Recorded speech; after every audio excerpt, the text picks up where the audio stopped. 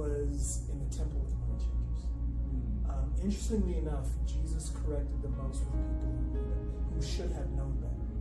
That was where, and then even for us as a church, the correction should come to people who should know better, or who know better and should do better. And that's where the correction comes. I'm, really interested. One of the stories I saw was interesting to me is one caught in adultery, and we see a few different things happen here. The people brought her to Jesus because they had a question about the laws, and their question was not a question of to gain understanding or to gain wisdom. The question was to see Jesus fall. They presented him with a question, and no matter how he answered it, he would be wrong. A, he says that she should be stoned to death, and then he's not for the people he says he is. B, he says that they should let her go, and that means that he's saying the law of Moses is false, and therefore that makes him a heretic. And he answers it in a way that he says neither A nor B. He says that he was without sin, cast the first stone. And so when I would say the Holy Spirit dealt with the people who were there and they just dispersed because they realized they were wrong, one of the things we can't miss is how he says to her, go and sin no more.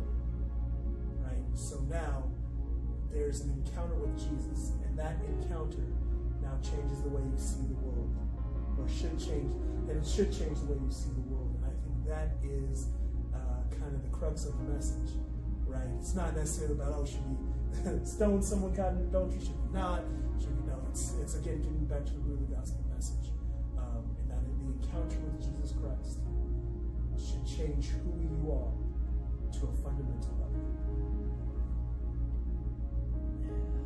That story reminds me of it's a topic too that and this ties into young adults today and their involvement in the church and just their involvement in the world with just now, for example, with what we would consider adultery. That's something that is normal. That is something that is, it's normal in the world. And people don't even bat an eye about it.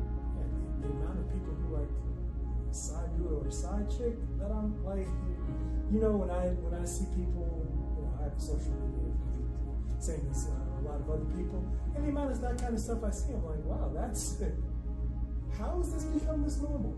You know what I mean?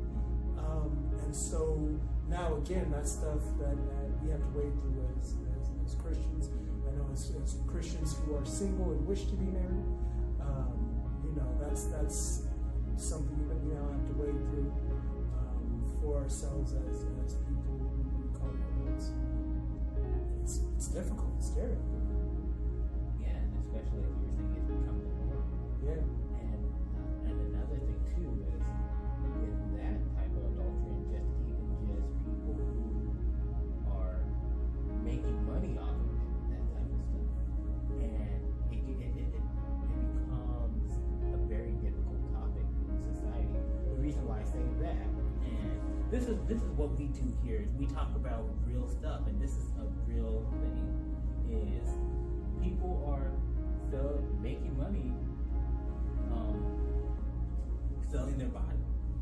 And the thing is this, at first, as a Christian, I'm like, why would you do that? Or, why would you sell your body? Find other ways to make money, go to school. But as I study and talk to people, I realize it's just like, some people will say, why would I go to school, get in debt, make less money than, and stop what I'm doing to make less money, get in debt. And that's a logical thing, but my thing is, I'm not going to judge, I'm going to love you and share the gospel. But sometimes that's how Christians, how we think. It's just like, why don't you just stop?